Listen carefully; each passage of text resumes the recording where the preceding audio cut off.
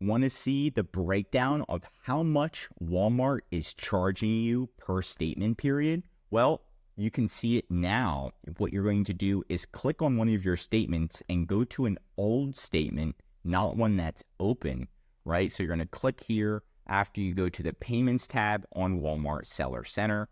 And then once you go there, there's going to be a download button that you might have not seen before. Click the download button, and now you can export the page, which is pretty much just a screenshot of the page. But what we are most interested in is the payments new report and the payments legacy report. I'm going to be showing you both and the difference between both. So let me minimize this. And we can see right here the different reports, right? So right here we have the legacy report, and this must be the older report for Walmart. And you can see all of the details. It's pretty organized, right? And this is exactly what it looks like when you download it. And it's going to show you every transaction, every single fee that there is. Now, the issue with this report is it's not 100% accurate. And I think Walmart knows that. So that's why they changed it and added a new report as well. So you can download both reports. Here's an example of the new report, right?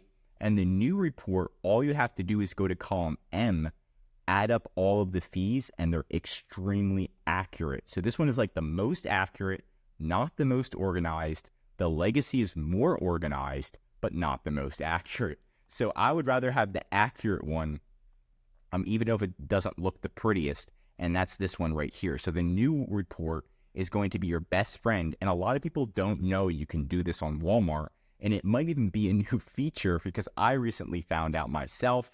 So make sure that you are doing this, and that way you can see all of the fees, and you can even ask Walmart about all of these inventory, random.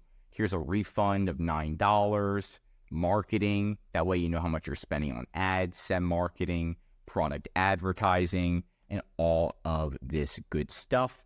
But that's pretty much it, how you can see the breakdown of your statements, and the new report has been accurate, so keep that in mind at the end of the day.